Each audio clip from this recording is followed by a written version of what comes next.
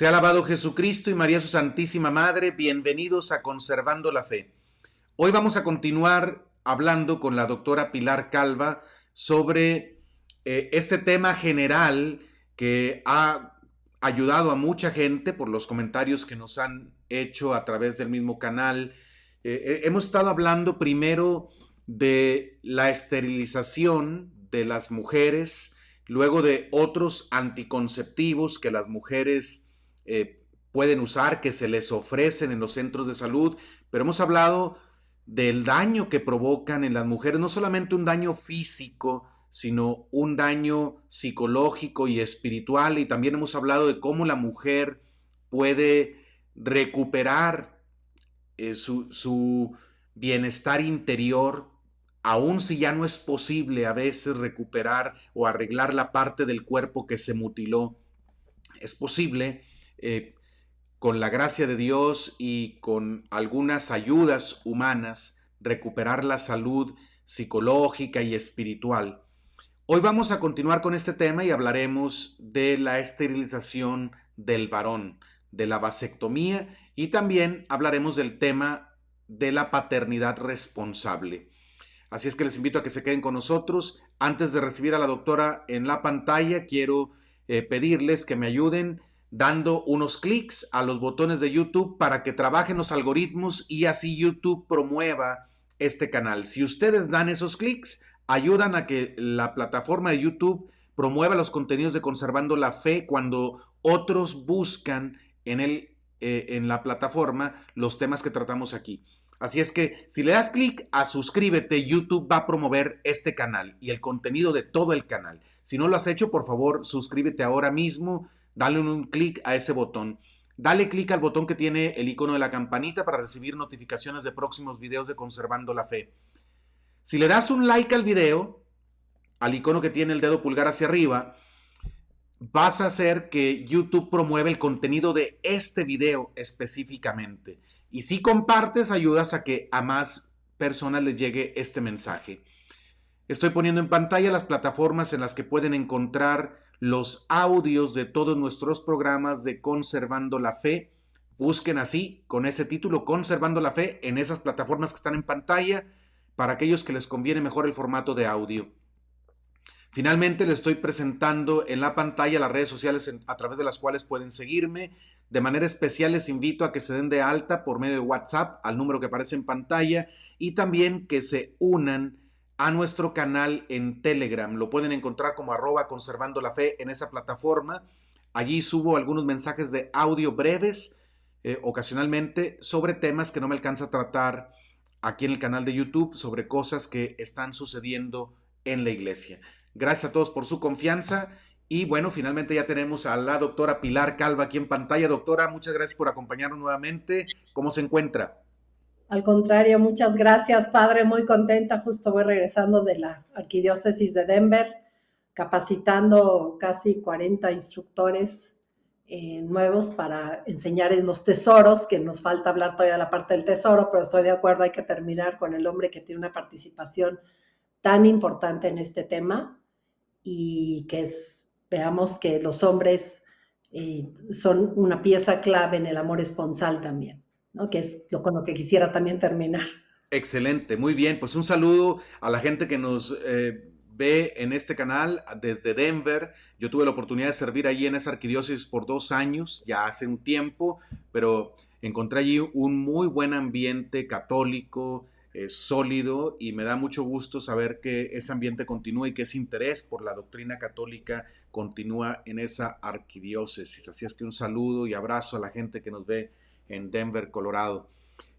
Doctora, pues, ¿qué le parece si nos ponemos en las manos de Dios? Vamos a rezar un Pater Noster para pedirle a Dios su luz.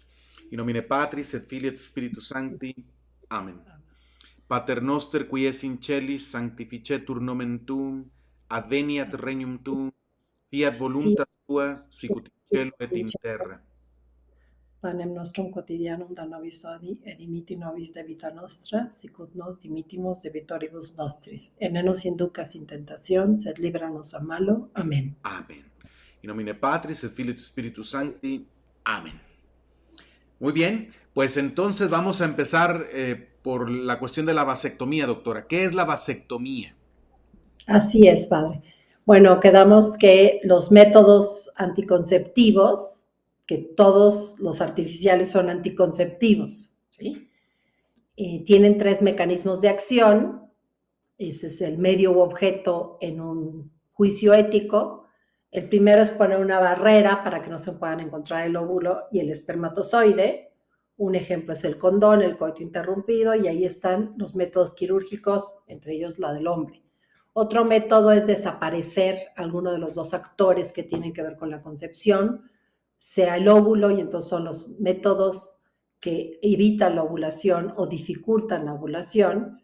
En los espermatozoides es más complicado porque el hombre produce muchos. Y el tercero es un método que ya no es anticonceptivo, sino es abortivo porque sí sucede la concepción, ¿sí? Entonces, la vasectomía está como mecanismo de acción en los primeros. Obviamente es menos grave solo poner un muro para evitar que pasen X personas a X país, ¿no? Es mucho más grave matarlos para que no pasen, ¿no? O sea, es mucho más grave el tercer mecanismo.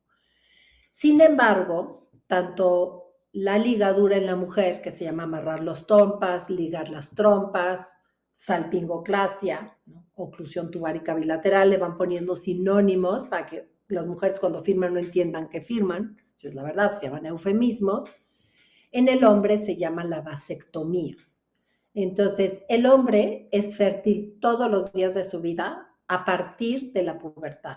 Todos los días produce millones y millones de espermatozoides para que el esposo, en ese acto de inmenso amor, esos espermatozoides que se producen en el testículo, llegan a unas bodegas o almacenes que hay arriba del testículo, que se llama el epidídimo, y de ahí salen por un conducto que cruza el escroto. El escroto es la bolsita, es un genital externo en el varón, en donde están las fábricas de los espermatozoides, ¿sí? Y entonces, cuando esto sucede, los espermatozoides salen por ahí. ¿Qué hacen en un método quirúrgico? Lo que hacen es cortar las trompas, ¿sí? Perdón, cortar el conducto deferente. Estamos en el varón. Entonces, ya no van a poder salir de su fábrica y su bodega por ese conductito para llenarse de líquido prostático y almacenarse en el siguiente almacén. Entonces, lo que se corta es el conducto deferente. Aquí sí es un conducto. En la mujer dijimos es un órgano maravilloso. Aquí es un vil conducto que se corta y es muy grave porque es muy contra natura, porque el hombre, los espermatozoides siempre salen. Los espermatozoides siempre salen, sea que salgan en una eyaculación como parte de ese acto de amor entre esposos, ¿verdad? O sea que salga por un acto que también es involuntario, pero se llama acto del hombre, que se llama la pulsión nocturna, ¿sí? Entonces, una persona célibe, no solamente un religioso, un chico que no se ha casado, un viudo, ¿verdad? Un soltero, salen por ahí, ¿sí? Entonces, el cuerpo de un varón no está acostumbrado a que se mueran estas células en su cuerpo, siempre se mueren fuera. Entonces, ahora que ya no salen, estos espermatozoides se mueren ahí, el sistema de limpieza de nuestro cuerpo, que se llaman los macrófagos, desintegran y crean una memoria inmunológica como para rechazar al menos la mitad de la genética de un varón, ¿verdad? Entonces, este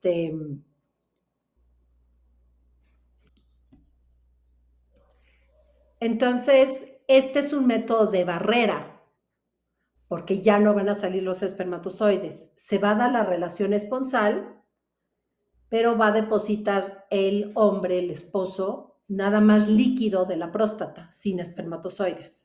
Entonces hay una barrera muy grande. Los espermatozoides se quedaron en el cuerpo del hombre y nunca llegaron al cuerpo de la mujer. ¿Y esto afecta la salud del varón? El hecho, esto que explicaba, que los espermatozoides se mueren allí, eh, de algún modo puede causar una consecuencia física para el varón? Sí, padre. Se ha visto, desgraciadamente, estos son temas políticamente incorrectos, ya estudiarse y hablarse en congresos o publicarse. Las publicaciones que tenemos son relativamente viejitas para la ciencia, de los 90, pero siguen siendo reales, ¿no? Y no sean nuevos estudios. Empezamos a ver lupus eritematoso, que es una enfermedad autoinmune, en donde uno hace anticuerpos contra su propio cuerpo, contra una parte que se llama la colágena, y era el lupus una enfermedad prácticamente de las mujeres. Así me tocó a mí estudiarlo, solo veía casos de mujeres, son las que dan las alitas de mariposa y empiezan a tener problemas de riñón, ¿no? Es una enfermedad en donde una mujer hace anticuerpos contra su propio cuerpo, ¿sí? Empezamos ya a ver casos de esto en el varón, coincidiendo que la mayoría están vasectomizados. Habría que hacer más estudios. Por ahí hay un journal de neurología donde te habla también del aumento de la incidencia de Alzheimer. Pero realmente son pocos estudios, pero más bien por esa razón, padre. Lo que tiene más consecuencias y se estudia todavía menos, pero es para la predecisión, ¿sí? Es increíble, yo les comentaba que se ligan 19 mujeres por un varón. Y es porque como el varón liga la sexualidad a la virilidad, la mujer a la maternidad. Entonces, el varón siente que si le cortan esos conductos, ya no va a volver a poder funcionar como varón, ¿no? A poder tener una función eréctil y entonces decide que no se la quiere hacer, ¿sí? Por eso hay un abuso mayor de mujeres ligadas, ¿sí? Entonces, no afecta porque no tiene nada que ver con esa capacidad. Sin embargo, hay otras cosas que afectan y que se han generalizado y que deberían tomarse en cuenta. Una de ellas es ver pornografía, la masturbación. Esas sí pueden causar impotencia, ¿no? Entonces, pero lo grave de esto, padre, es igual que en la mujer, que aunque solo es un mecanismo de barrera, es permanente. ¿Qué quiere decir que es permanente? ¿Sí? Que yo no es de quita y pon. Entonces, mientras alguien esté cerrado a la vida y en la siguiente relación diga ya no me pongo el condón, pues ya me abro a la vida, que es lo que debería hacer en el matrimonio. El matrimonio es eminentemente para el fin de la prole, ¿verdad? Incluso biológicamente así es, ¿no? Entonces, no solamente se cierra a la vida, y entonces esto es de manera permanente.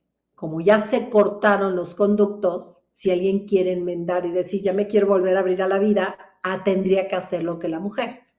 Tendría en este caso que ir con un urólogo, que son los expertos en los conductos deferentes, en el aparato reproductor masculino, y tendría que hacer una cirugía de reversión. Es más fácil, por cierto, revertir la vasectomía que la salpingoclasia. ¿Por qué? Porque es un simple conducto, ¿no? Entonces, incluso si no alcanzara o ya no sirviera un pedacito, pueden tomar otro tejido del cuerpo, como por ejemplo un pedazo de uretero, y con eso reconstruyen eso que falta. Entonces, tienen mejor pronóstico todavía. Entonces, animar, conozco varones que han reconocido esto, han visto lo que ha dañado su matrimonio, se han hecho esta cirugía de reversión y han después encargado no un pilón, sino 2 pilones, padre. Entonces tienen 2 hijitos que se llevan tiempo con el resto de los hermanos, que toda la familia hablan de cómo esos niños llegaron a la unión. Pero eso es lo más grave, padre, que es un método permanente. Habría que hacer cirugía para volver a canalizar. Ok, es una mutilación entonces también, igual que el salpingo, es una mutilación. Así es, padre. Es que, bueno, es una mutilación porque a veces lo hacen porque la esposa es la que está enferma del corazón, ¿no? Porque es la que se va a embarazar. Entonces dice uno, bueno, ¿cómo le mutilan al hombre? Si no, y si lo hicieran por alguna razón del varón, bueno, pues es que no tiene trabajo o está enfermo del corazón, bueno, pues están mutilando un órgano, un conducto que está sano y que el cobro de factura puede ser caro. Entonces no cumple el principio terapéutico, ese conducto está sano y los efectos de mutilarlo no solamente no mejoran su salud, sino van a causar problemas de salud. Está clarísimo que el principio terapéutico, y esto es entendible por la razón de todos, es precioso nuestro magisterio de la Iglesia en este tema. Hay que agradecer a nuestra Madre Iglesia que se preocupa por nuestra santidad y nuestra felicidad terrenal, ¿no? Y la felicidad del matrimonio, que permanezca unida para la prole, ¿verdad? O sea, la unión tiene una correlación directamente con la prole, ¿sí? No solamente por cómo vienen los bebés, sino es importante que el matrimonio permanezca unido, pues para que los hijos vivan en una familia, ¿verdad? Y no pasen todos los problemas que pasan por una desintegración familiar, ¿sí? Entonces, sí es muy importante esto. Ahora, repito, desgraciadamente, casi que muchas veces llegan los esposos, incluso siendo médicos, y me dicen, oiga, doctora, vengo para que convenza a mi esposa que pues ya se ligue, porque fíjese que tal y cual, y ya le causa problema. Entonces yo volteo y le digo, oiga, ¿y usted por qué piensa ligarse usted? Entonces ya piensan más las cosas, no es que diga que está bien, pero un poquito, un acto de amor sería verdaderamente, ¿no? Entonces decir, yo lo hago, ¿no? Sabiendo que sí tiene un problema ético y va a afectar también al matrimonio, porque otra vez en ese concepto de virilidad, ¿no? Puede incluso la mujer, aunque ella directamente no le hicieron la cortada, pero ella sabe que ya no puede ser mamá. Y entonces el otro pues quiere demostrar que su virilidad sigue, entonces el desastre, padre.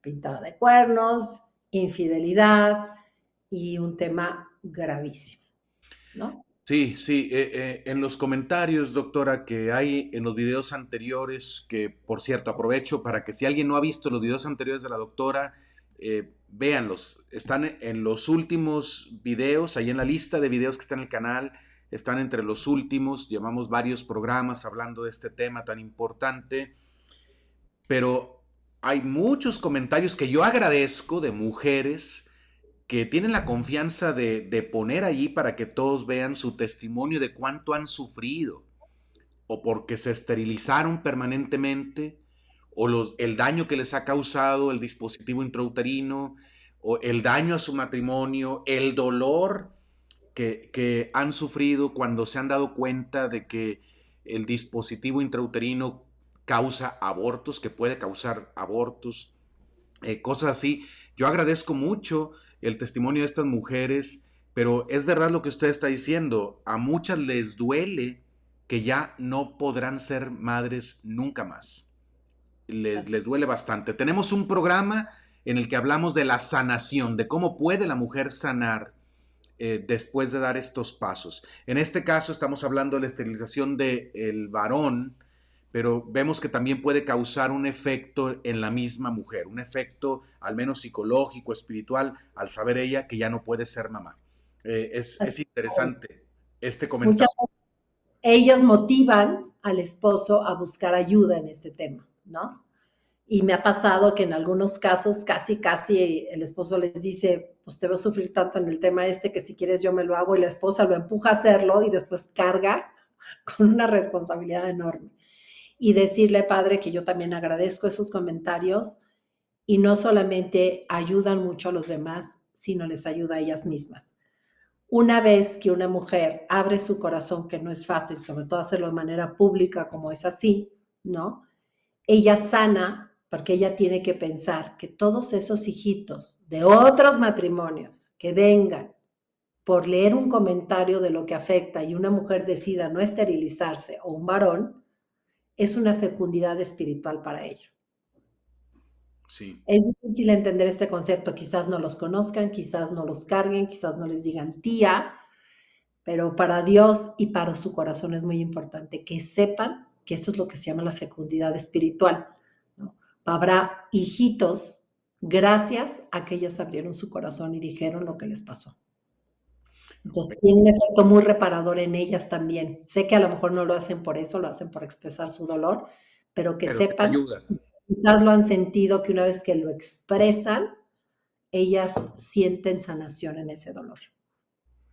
Muy bien. Y en cuanto a la cuestión de la castidad, no lo hemos tratado tanto, doctora, este tema, pero si cualquiera de los dos se esteriliza, o si se usa cualquier método anticonceptivo, esto de algún modo ayuda a que se pierda la virtud de la castidad matrimonial, porque la castidad no es una virtud de los sacerdotes, de las religiosas, nada más exclusiva de nosotros o de los que O, tenemos una vocación. ¿Perdón? o prematrimonial, piensan que solo son castos los antes de casarse. Exacto. Sí. Entonces la castidad es una virtud para todos. El casto es la persona que sabe usar su sexualidad según el plan de Dios en el estado de vida que tiene, que puede ser ya permanente o puede ser todavía no definido, como es el caso de los que no han optado todavía, los jóvenes que todavía no se casan o no han optado por una vida célibe. Eh, pero quería preguntarle sobre esto porque hemos hablado poco. ¿Qué consecuencias puede tener que se pierda la castidad matrimonial? Muy bien. Sí, padre, justo acabo de volver a leer un documento que es increíble, Pau, que va a cumplir 100 años. Estamos en el 2023, digo 2023, este es de 1930. Justo se llama Casti Connubii, hablando de la castidad, ¿no? Es del Papa Pío X, es Pío hermoso. 11, creo, Pío 11. Pío XI, vale la pena leerlo, ¿sí?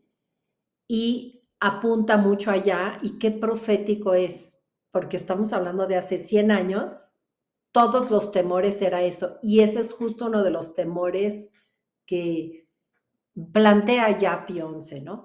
La posibilidad de que un matrimonio ya no se pierda la fidelidad, ¿no? Entonces, efectivamente, hay 4 profecías de lo que va a causar simplemente la mentalidad del anticoncepcionismo, ¿sí? La primera profecía va en esa área. Dice, quienes entren a la mentalidad del anticoncepcionismo, sin importar cuál método anticonceptivo usan, que cada uno tiene sus problemas éticos, pero simplemente la mentalidad, ¿no? Que cuántos hoy se casan diciendo nos casamos para viajar juntos, para unir sueldos, pagar una sola renta, pero vamos a tener perritos. Niños, no. ¿Sí? O sea, ya es una mentalidad de anticoncepcionismo enorme, padre. O los O que si dicen, ponen metas. doctora, primero nos vamos a disfrutar uno al otro. Los primeros 5 años queremos disfrutarnos uno al otro, ¿no? Implicando allí que el hijo viene como a perturbar la Sí, armonía matrimonial, ¿no? exacto. Entonces, cuando se entra al matrimonio con una mentalidad de anticoncepcionismo, por lo que se usa como mentalidad, ¿no? Eh, se alertó que iba a abrir un camino fácil, tal cual son las palabras, a la infidelidad. ¿Sí?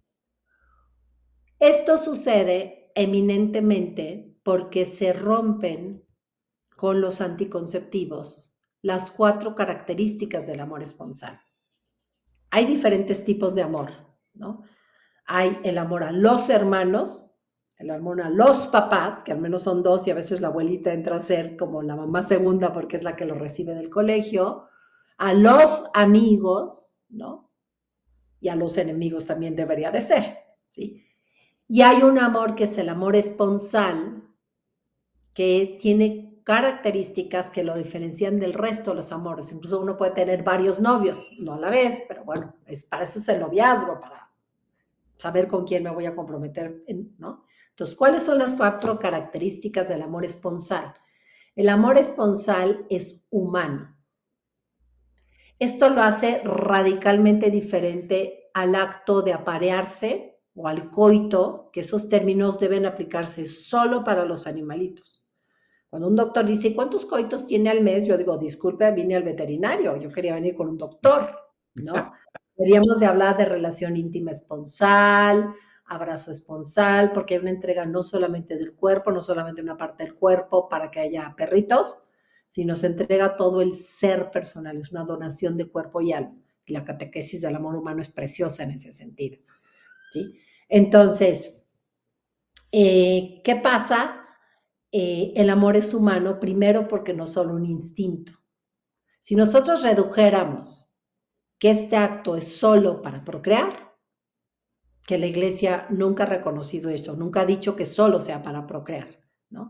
Sí, es muy claro que tiene que ver con la prole, Ujú. pero todos estos documentos, y acabo de leer Casti Conubi, habla que el fin primario es la prole, pero reconoce otros fines secundarios. Entonces, entre los otros, que es un sacramento, que es con un fin unitivo, que es para la santidad de ambos cónyuges, etc. ¿Sí? O sea, sí reconoce otros fines, no deja solamente este. ¿Sí? Porque entonces estaríamos pensando que solo se une el matrimonio para que haya hijitos. Y que si no hay hijitos, no es válido el matrimonio o no debe de haber uniones si no va a haber hijitos. ¿Sí? Siempre y cuando se aprovechen los periodos naturalmente infértiles, ¿sí? Porque nosotros no tenemos solo instintos. Hay una torre de control que controla los instintos. Yo tengo el instinto al hambre, igual que el perrito, porque si no tengo calorías, me voy a morir de hambre o me van a matar de hambre. Por eso alimentamos a los pacientes aunque estén en fase terminal. Pero nosotros también hay una parte volitiva. Yo puedo tener hambre ahorita y digo, no, me tengo que esperar todavía media hora porque estoy con el padre, ni modo que me esté comiendo mis chicharrones ahorita. Entonces, yo tengo el instinto, pero controlo el instinto. O porque si estoy haciendo una dieta, o pues tristemente porque tengo una evasión de la realidad y siento que estoy muy gordo y entonces pues, los bulímicos o los anoréxicos hacen eso, ¿no? Entonces, aquí no deja. Entonces, ¿por qué es humano este acto? Porque hay un consentir que maneja el sentir. Y aquí es muy importante, primero para los jóvenes, porque si no va a ser difícil que lo logren en el matrimonio, no solamente para este método, sino para hacer un matrimonio fiel, ¿no? Hasta la muerte. Entonces, yo puedo sentir, y los jóvenes dicen, es que la sexualidad es una necesidad. Sí, es una necesidad, tú sientes, ¿sí? Por eso no te tienes que poner en ocasión de tentación. Las mujeres son muy auditivas, entonces si el hombre les habla bonito, caen, ¿no? Entonces, para tener un mayor control, no dejemos ni que nos hablen bonito con alguien que no es el esposo, porque vas a acabar cayendo, ¿sí?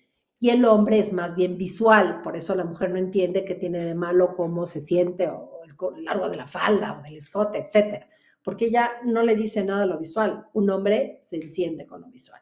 Entonces, primero, es un acto humano. ¿Por qué? Porque es un acto volitivo, puede haber control, ¿no? Entonces, puede haber y buscarse una entrega mayor en la fase infértil, perdón, en la fase fértil. ¿Por qué? Porque no nos hemos podido embarazar y entonces, pues bueno, descubren que tiene que ser en la fase fértil y hacen un acto de voluntad, ¿no? Y lo mismo para espaciar bebés.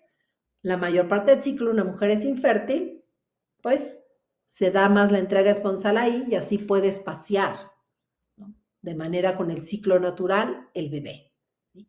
Hay otro concepto de humano, padre, que me da mucha pena hablarlo tan claro, pero me da más dolor escuchar mujeres con un dolor enorme en este tema y que es un pecado grave. Es humano porque es cara a cara. Todo lo que pasa en los animalitos, los perritos, las abejitas, no es cara a cara, no se ve en la cara. Dirán, bueno, ahí sí, es cara a cara. Tristemente, por esta mentalidad de anticoncepcionismo, hoy empieza a haber entregas por hoyos diferentes al biológico que siempre van a causar daño médico, pero esto es un daño para el corazón, ¿no? El sexo anal y el sexo oral no es cara a cara.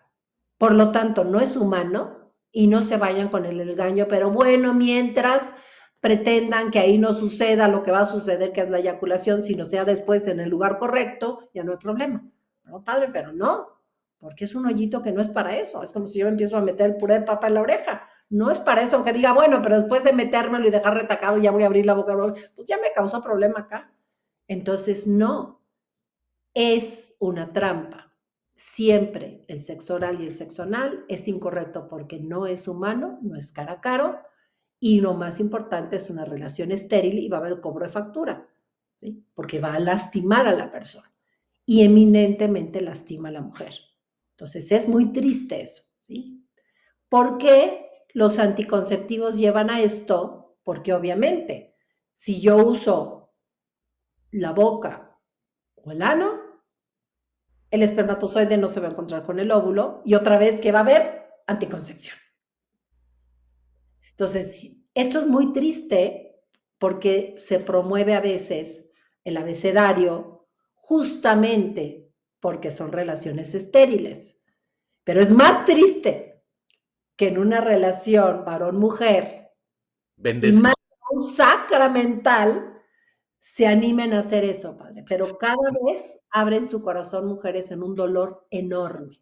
Lo Es, agradezco mucho, doctor, el comentario y agradezco que hable tan claramente porque, mire, usted está hablando claramente, pero está hablando como médico, con el profesionalismo de un médico. Además, con ética católica. Los que difunden toda la ideología contraria, ellos son descarados, ellos no se callan, ellos no miden sus palabras, ellos aprovechan cualquier espacio para difundir sus mentiras que dañan las vidas humanas. Entonces yo agradezco que sea clara en este punto también, creo que lo está haciendo con mucho profesionalismo y creo que seguramente ayudará escucharla a las mujeres y a los varones que están viendo este programa. claro. Ahora, los métodos que diagnostican o manejan cuando la mujer es fértil e infértil, que tendríamos que hacer un programa completo, ¿no? Pero bueno, la base es, si yo siembro cuando llueve, la semilla va a crecer. Si yo siembro cuando la tierra está seca, la semilla no crece. Las mujeres tenemos un ciclo menstrual y nos pasa lo mismo que a la tierra. La mayor parte del ciclo, de los días como del año para la tierra, no llueve, y si se siembra la semilla no va a crecer, ¿no? Son temporadas naturales infértiles. Hay un periodo chiquititito que es cuando la mujer tiene la presencia de una lluvia que viene desde el santuario de la vida, desde la matriz, y en eso se basan. Entonces, el que un matrimonio humanamente aprenda esto, tenga autodominio, que ese es el consentir, no consiento, protege al matrimonio, porque es un acto siempre humano. Ellos no van a andar inventando cosas porque siempre va a haber un respeto a la ley natural, ¿verdad? Y ellos se autodominan como un acto de amor en bien de la prole, en bien de la prole. Si hay una razón suficientemente grave, que lo vemos en la parte de paternidad, pues tendrán que controlar en bien de la prole. Entonces, el amor es humano, terrible cuando entra la mentalidad no hijo, engrandece cuando entra ese autodominio.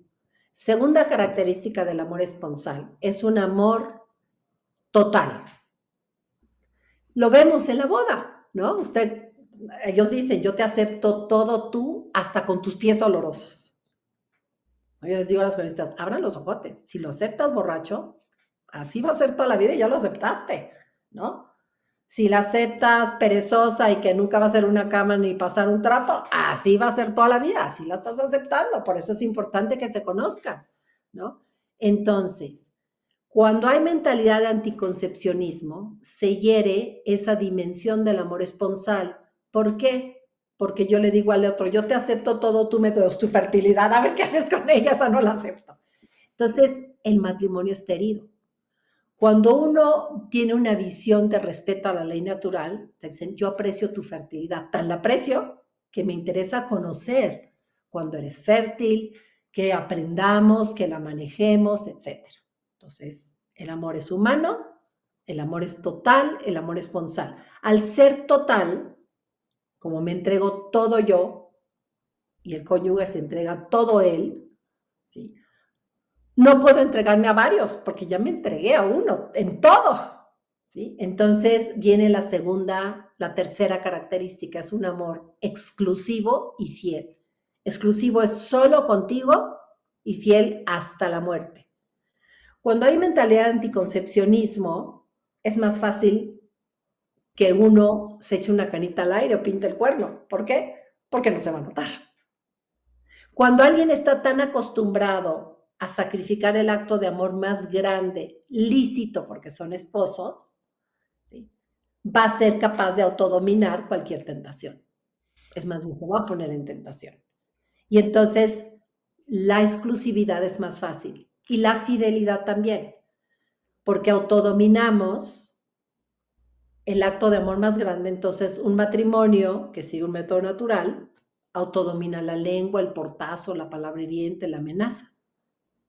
Y todos los matrimonios tenemos momentos difíciles, fáciles, pero hay que saber dialogar, ceder por amor, ¿no? ¿Qué pasa cuando hay anticoncepcionismo? Como no hay ningún autodominio, ¿no? No hay exclusividad y tampoco se autodomina la gota que derrama el vaso, que a veces es porque tú le apachurras a la pasta de dientes por el medio y todas mis generaciones ha sido por la puntita. Ya no aguanto más.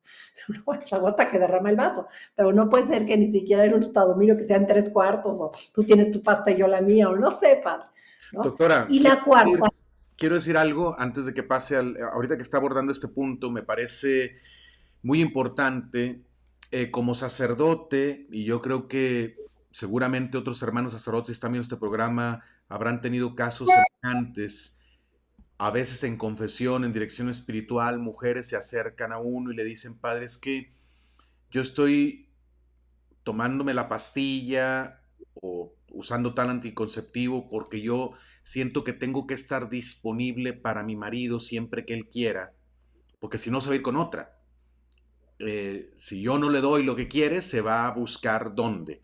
Pero lo que está diciendo usted expresa precisamente lo contrario. O sea, el varón pierde la virtud de la castidad y la mujer la pierden también en su propia relación. Y cuando no se tiene la virtud, más fácilmente se cae en una tentación.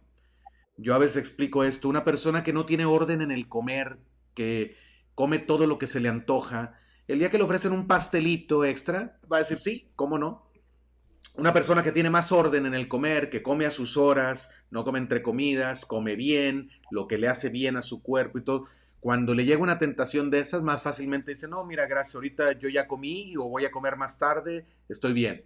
Entonces, es verdad lo que usted está diciendo. Atención mujeres, porque si pierden ustedes la castidad y hacen que su marido pierda la castidad, más infiel puede ser en lugar de que sea más fiel. Quería hacer ese comentario. y ahí le quiero completar algo médico a nivel de mis consultas médicas, padre, que hay ocasiones en donde las mujeres, que esa es la tercera profecía, el hombre acabará por perder el respeto a su esposa, ni siquiera dice a la mujer. Obviamente está perdidísimo en relaciones antes o fuera del matrimonio. Y dice, la mujer se convertirá en un objeto de uso. Y es real. Hay esposas que haciendo la historia clínica me dice, yo tengo el esposo ideal, es buen proveedor, buen papá, respetuoso, ¿no? Lo único que no me gusta es que siempre quiere estar encima de mí. O sea, ese periodo donde hay una continencia periódica, castidad va a haber hacia los demás, porque es exclusiva y fiel contigo, pero hay una continencia entre los dos y un acto lícito, querido por Dios, ¿no? Ayuda también a que se renueve el interés en uno y otro. Del lado de la esposa va a estar más disponible, por ponerlo en los términos que usan, ¿sí? ¿Por qué? Porque no se siente usada. Y el esposo que vivió esos días poquititos de esperarse, la va a cortejar como la primera vez. Y esto yo se lo escuché a un padre, que hay algunos esposos que pierden esa capacidad de cortejar a su esposa y casi llegan a ver, abre las piernitas, lo que te truje, Chencho, y ya me voy, ¿no? Y realmente la esposa se siente usada y verdaderamente es usada, ¿no? Entonces, se ha visto que como que desde se reformatea el cerebro de la mujer, y esto es psicológico y químico, así como el esposo la vuelve a cortejar como la primera vez. Y entonces en un estudio nosotros ya demostramos, pero hablo más de ese cuando hablemos del método de ovulación, que al final hay más relaciones íntimas esponsales. Al contrario de la crítica sin fundamento entre quienes se espacían los días fértiles, porque no se pierde ese interés. Que entre quienes ya están hasta acá, sobre todo la mujer, puede llegar a un hartazo, ¿verdad? Entonces, también quería completar eso. Y la cuarta característica del amor esponsal, el amor esponsal es humano, total, fiel y exclusivo, y la cuarta es fecundo. Fecundo quiere decir abierto a la vida. No quiere decir que hay un derecho al hijo, ¿no? O sea, que hay una certeza que va a haber un hijo y que solamente las relaciones íntimas son para que haya hijos. ¿Por qué? Porque pues, hay periodos naturalmente infértiles prolongados en la mujer, por ejemplo, la lactancia. Y si no hay relaciones íntimas en esa época o al final del embarazo, ¿no? Pues puede ponerse en peligro porque es el pegamento del matrimonio. Los años después de la menopausia, pues la mujer es infértil y misteriosamente hay mujeres que no logran el embarazo. Su matrimonio es válido, sus entregas esponsales son válidas. Lo que es importante es esa actitud de apertura a la vida, ¿no? Estamos abiertos a la vida. Cuando se usa un anticonceptivo no se está abierto a la vida porque puse un muro, desaparecía el óvulo o destruí al fruto de la unión esponsal que es el hijo, maté al hijo, ¿no? En un mecanismo abortivo. En este estamos abiertos a la vida. No ponemos un muro, la mujer sigue ovulando y no se hacen abortos. Entonces, el que al final de cuentas da el don de la vida es Dios. Tenemos la cancha abierta. Si Dios dispone, va a llegar, ¿sí? Y ahí fue muy interesante lo que algún día, y a lo mejor ejemplifica esto, me dijo el doctor Billings. El doctor Billings que se acercó, ¿no? Para preguntar qué podemos hacer. Dijeron, necesitamos algo poco más certero para que espacien hijos sin anticonceptivos. Yo le pregunté, oiga, doctor, ¿y qué investigaciones están haciendo? Me imagino que están haciendo investigaciones para que el método de ya ser muy eficaz, 98.5, 99%, no tiene diferencia estadística con el más eficaz de los anticonceptivos, eficaz en cuanto a técnica anticonceptiva, pero no para unir el matrimonio. Él me dijo algo que me marcó. Él dijo, mire, doctora, no creo que vayamos a hacerlo más eficaz. Tiene que haber un 1%, un 1.5% de recordatorio que la vida es un don. Entonces yo puedo, la mayoría de las gráficas que yo reviso, la verdad es que los matrimonios muy bien se abren a la vida. ¿No? Una vez que tienen, que saben que están haciendo bien las cosas, pues se abren a la vida. Y bueno, pues si se entregan en la época de lluvia, pues ellos lo saben. Pues sí, sabíamos, pero bueno, ya estábamos listos. Entonces se abren a la vida. Entonces esto ayuda mucho a la abertura de la vida, ¿no? Entonces él dijo, la vida es un don.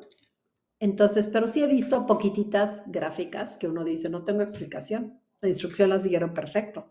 Este niño, indudablemente, Dios quería que estuviera aquí, ¿no? Y la manera de aceptar un bebé que llega sorpresivamente en ese sentido, pues es muy bonita, muy distinta, incluso la de un bebito con un problema.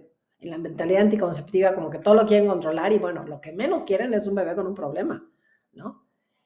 Y me dijo y completó, más bien estoy buscando hacer lo más exacto posible para que el matrimonio solo tenga continencia el tiempo necesario para no poner en peligro el matrimonio. Pero ese tiempo necesario de continencia, paradójicamente, une más al matrimonio, porque se vuelve una unión espiritual, aumenta el deseo en la mujer, el hombre vuelve a cortejar a su esposa, entonces yo les digo como novios a la antigua, es ese periodo de continencia, manifestarse el amor de otras maneras distintas al acto esponsal. Sí, el acto esponsal es el acto de amor exclusivo del matrimonio, eso no hay lugar a duda, pero nunca debe ser el exclusivo acto de amor. Porque si un esposo tiene que viajar, pues bueno, la cartita, la sorpresa que le puse en su maleta, el ramo de flores que le llegó a la esposa, aunque el esposo está en el otro continente, esos detalles de amor los sigue añorando un esposo. Y esos detalles de amor los añora también un esposo, ¿sí? Pero hoy se ha reducido todo a la relación sexual, como que es el exclusivo acto de amor una vez que se casa uno. Oiga, doctora, hablando de la apertura a la vida, hay algunos pocos comentarios, pero los hay, y yo sé que expresan el pensamiento de mucha gente que no ve este canal, pero aún de los que ven este canal hay algunos comentarios de este tipo. Ah, ustedes lo que quieren es que haya un montón de niños abandonados en la calle. Ustedes, al hablar de esta apertura a la vida, lo que quieren es que haya más esposos irresponsables que traigan vidas que no van a cuidar, etcétera. ¿Apertura a la vida se identifica con irresponsabilidad? Porque también sabe que dicen, algunos han dicho así, para ustedes los curas es muy fácil decir apertura a la vida porque no están casados. Entonces, como si fuera una enseñanza de nosotros, una ocurrencia de los sacerdotes, decir a los matrimonios que estén abiertos a la vida, y se identifica eso con irresponsabilidad, o qué fácil para usted que es varón decir eso, usted no es mujer, usted no se embaraza, ese tipo de comentarios. ¿Qué diría usted al respecto? Claro, padre, lo encuadro en la definición de paternidad responsable, que quizás no nos va a dar tiempo de verla en la profundidad, pero para llegar a ese puntito y en otro momento, si no la vemos más amplio, paternidad responsable es un término de los años 60 que después la ideología del abecedario en el 95 nos lo secuestró en los 90, ¿no? Y hay que entender bien su significado, ¿no? Ser papás es un privilegio, es un regalo, es un don, nunca es un derecho. Cuando uno adquiere ese privilegio, uno adquiere una obligación. La principal obligación, y para allá voy, es el derecho fundamental a la vida. Porque si un hijito no vive, no puede gozar de un buen colegio, de unas vacaciones, de comer, etcétera, etcétera. ¿Sí? Entonces, pero obviamente yo necesito tener al mínimo lo que necesito para proteger su vida. ¿Sí? Entonces, no se trata de que no hay obligación, sí hay una obligación, ¿no? Y hay profundamente una obligación de la vida eterna, para lo cual pues hay que dedicarles tiempo, amarlos, para que se sientan amados por Dios y quieran llegar al cielo, ¿no? Entonces no es nada más vacío. ¿De quién es este privilegio y obligación? Es de unos esposos, porque es un acto que solo se debe de dar ahí. No es del médico padre. O sea, el médico puede opinar que vale la pena espaciar un hijo. Y el esposo dirá, lo voy a platicar con mi esposa, pero la decisión es de los esposos, porque justamente la manutención, como le dijeron padre, es de los esposos. Un sacerdote también es un guía que puede abrir a la vida, pero no es su decisión. La mamá suegra tampoco, padre. Yo puedo morirme de ganas de más nietecitos y pensar que mi nieta sería mucho más feliz con hermanitos, pero no es una decisión mía, ¿no? Entonces, en ese sentido, todos estamos de acuerdo. Es de los esposos, pero hay que formar a los esposos. Y viene la parte más importante, es de decidir con amor, responsabilidad y generosidad el número y espaciamiento de los hijos.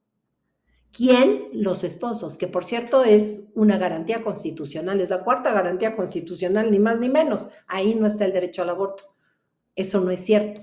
Las que dicen, es que en el cuarto está el derecho al aborto, nunca han leído la Constitución. La Constitución dice más o menos, toda pareja que esté en territorio mexicano, solo mexicanos, decidirá cuántos hijos y cuándo. Punto. Es esto, ¿sí? Pero para esa decisión, porque es una decisión en el amor, hay que ser responsables, y la primera responsabilidad es la mínima, la manutención del hijo, ¿sí? Porque en aras, bueno, esa. Y en el otro platito, que se hace un platito, está la generosidad. ¿Cuál es el acto de generosidad más grande que recibí de mis papás que me dieron la existencia? Si a mí me hubieran llamado a la existencia en otro mes o en otro año, no hubiera nacido yo, hubiera nacido un hermano mío. Entonces, cuando yo pregunto a unos esposos, ¿tú qué le hubieras perdonado a tus papás para no existir? No, pues nada. Ah, bueno. Entonces, hay que hacer ese binomio donde sí está la palabra responsabilidad, padre. La responsabilidad con la generosidad. Entonces, si se habla de demasiada responsabilidad, nadie se va a animar ni al primero. Y además calibran la brújula no con el amor, sino con el costo, ¿no? Y entonces demasiada responsabilidad lleva a actos egoístas, como también demasiada generosidad sin ver el otro platito pudiera llevar a actos irresponsables. Entonces sí está contemplado. Y lo que vemos de gravedad, padre, no son los hijos que nacen en el matrimonio. Justamente la segunda profecía es abrirá una degradación a la moral. Hoy en México, más del 50%, creo que están como en el 55% de los nacimientos no son de matrimonios. Y no estoy hablando solamente de matrimonios sacramentales, ni siquiera de matrimonios civiles.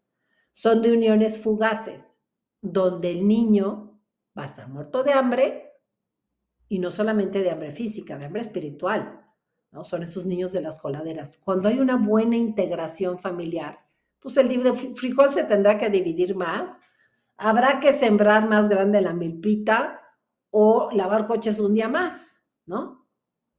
Porque hay un papel del hombre de ser proveedor y protector, como sucede en el reino animal.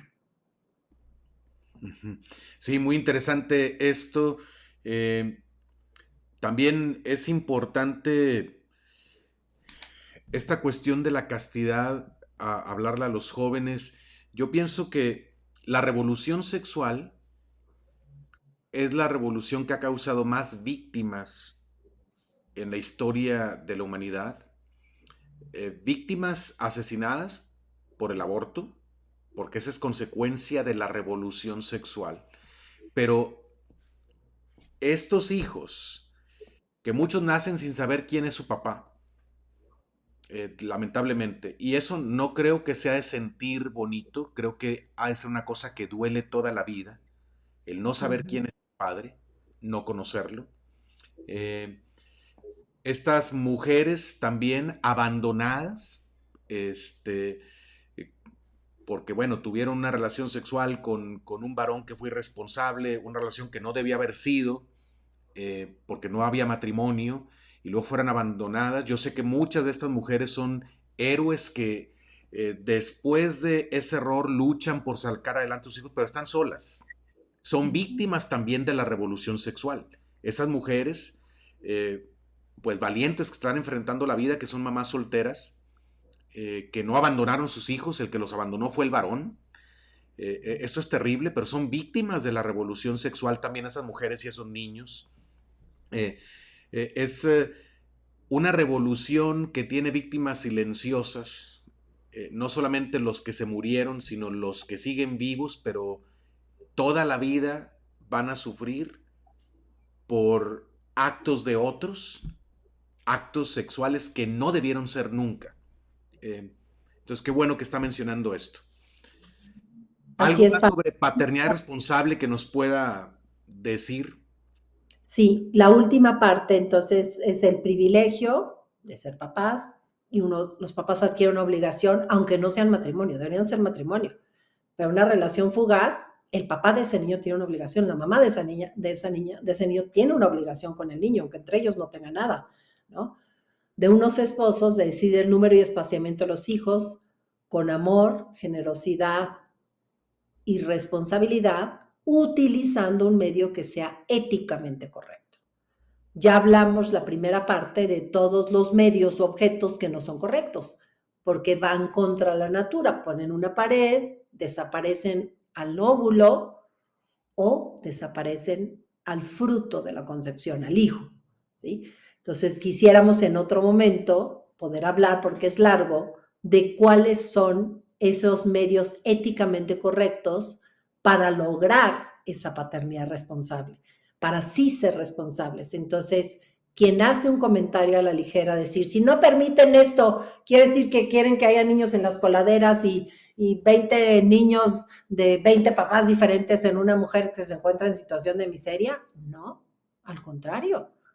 Nosotros sí estamos apuntalando fuertemente el matrimonio para toda la vida, que por cierto es la única manera de dignificar a una mujer, porque fomentar relaciones que no son en el matrimonio, la más utilizada es la mujer. ¿Sí? Entonces, creo que ahora hay que ir, ya pasamos el chapuzón frío, les digo a mis matrimonios que me escuchan, sobre todo el corazón del matrimonio que es la mujer, hay forma de hacerlo de manera no solamente del amor que nos profesa Dios y del amor que pide Dios en el matrimonio, sino también sin secuelas médicas, ¿sí? Entonces, esto quisiera platicar en algún otro programa, si me da oportunidad, padre, para ahora hablar de los sís, ¿no? Hay una belleza interior de la mujer que es apabullada en estos temas que acabamos de ver. Entonces, también médicamente no hay como la castidad antes del matrimonio, se van a ahorrar muchos problemas médicos, que podemos enunciar también en otro que dijimos a los jóvenes, pero también no va a haber problemas médicos, ni espirituales, ni psicológicos, como los que ya hemos tratado. Anímense a levantarse y empezar de manera diferente. Si tiene un matrimonio bonito, se va a volver mejor. Si es un matrimonio que anda más o menos, se va a mejorar. Incluso yo he salvado matrimonios que están al borde de ya, y los cacho y les llamo, dame oportunidad de un ciclo de que comprendas la belleza interior de tu mujer y sanemos su corazón de matrimonio. Y se salvan matrimonios, padre. O sea, hay matrimonios de hilito que se salvan con esto. Muy interesante, muy interesante. Sí, pues definitivamente tenemos pendiente que nos explique, al menos de forma general, en qué consisten los métodos naturales a través de los cuales los esposos pueden eh, valerse para, en ese discernimiento de cuándo Dios les pide tener un hijo y cuándo les pide esperar. Eh, Creo que vale la pena ese tema. Hay otra cuestión que luego me gustaría tratar también, la cuestión de la mal llamada educación sexual que se está imponiendo en las escuelas y lamentablemente no solo en las escuelas públicas, sino también en colegios católicos a veces se sigue esta mal llamada educación sexual porque está fundada en un concepto equivocado de ser humano. Usted nos hablaba de que el amor es humano porque se usa la inteligencia y la voluntad. No está gobernado por el instinto. Eh, pero, ¿qué idea hay de ser humano en gente que piensa, bueno, los jóvenes de todos modos van a tener relación, entonces no nos queda más que ponerles los condones a la mano? O sea, se da por hecho de que no van a tener virtud, de que no pueden usar la inteligencia y la voluntad, y de hecho se les pone todo a la mano para que no usen ni la inteligencia ni la voluntad y solamente se vayan detrás de sus instintos. De eso, ojalá que un día podamos hablar también de cuál sería una correcta educación en la sexualidad y cómo podría ser una educación en verdad humana, en el sentido de lo que estamos usando el término. Pues muchas gracias, doctora. Tenemos más materia pendiente. Gracias por darnos este tiempo. Y bueno, vamos a hacer un Ave María para darle gracias a Dios por medio de María Santísima por este programa que nos permitió tener. In nomine Patris et Filii et Spiritus Sancti. Amén.